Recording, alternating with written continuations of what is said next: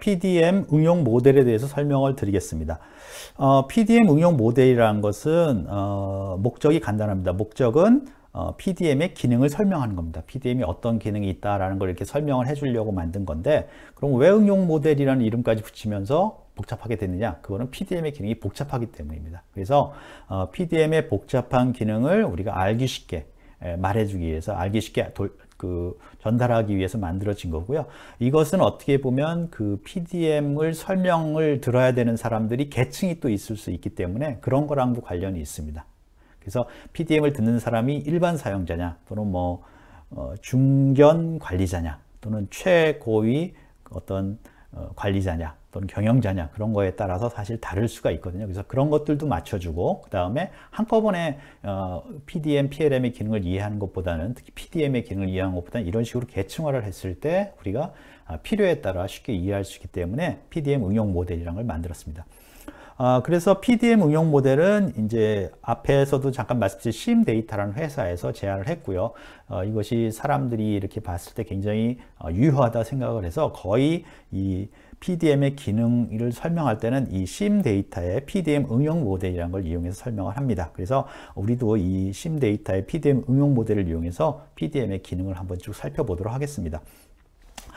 말씀드린 것처럼 PDM 응용 모델은 복잡한 PDM 기능을 표현하기 위해서 PDM을 세 가지 계층으로 나눠놨습니다. 그래서 첫 번째 계층이 PDM 기능 계층이 있고요. 두 번째가 PDM 응용 계층, 세 번째가 PDM 업무 솔루션, 이렇게 세 가지 계층으로 나눠져 있고요.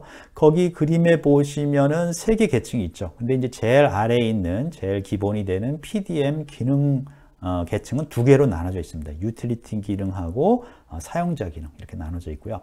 그 다음에 이 응용 모델은 어떤 식으로 구성되어 있냐면, 계층 간의 관계는 어떤 식으로 표현되어 있냐면, 아래 계층을 모아서 위에 계층을 만듭니다. 그러니까 아래 계층 몇 개를 모아서 위에 계층을 만들고, 위에 계층이 하나를 만들고, 그것들이 몇 개 모여져 있으면 그걸 다시 모아서 위에 계층을 만들고, 그런 식입니다.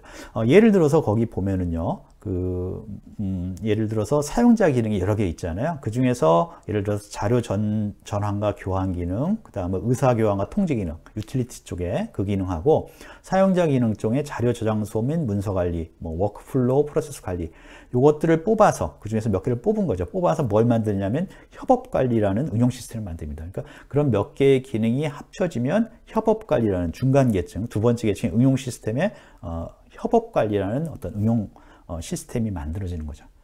그 다음에 업무 솔루션은 뭐냐면, 그런 응용 시스템에 있는 몇 가지를 골라내면 기업이라든가 어떤 산업에 필요한 어떤 시스템이 되는 거죠. 좀 더 큰 시스템. 그래서 그런 것들을 우리가 업무 솔루션이다, 이렇게 얘기를 합니다. 그래서 거기 보는 것처럼 PDM의 어떤 그 기능을 제일 아래에 있는 진짜 기능들, 하나하나의 기능들, PDM 기능들, 그 다음에 그것을 모아서 어떤 좀 더 큰 개념의 응용 그 시스템, 그 다음에 그것들을 또 모아서 회사나 기업이나 어떤 산업 측면의 그 정도 크기의 묶음으로 만든 업무 솔루션, 이렇게 세 가지 계층으로 나누는 것이 PDM 응용 모델의 어떤 구조입니다.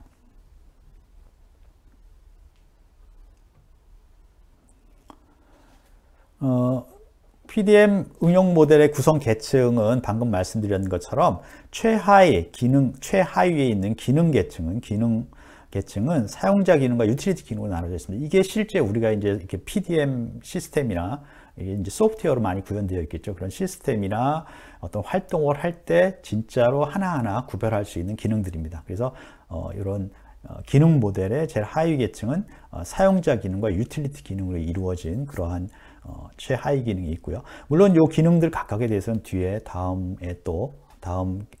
시간에 각각을 설명을 해 나갈 겁니다. 하지만 이렇게 사용자 기능과 유틸리티 기능이 있다. 특히 이제 사용자 기능이 사실은 기본 기능이고요. 우리가 실제로 사용하는 기능들이고요. 유틸리티 기능은 약간 보조 기능입니다.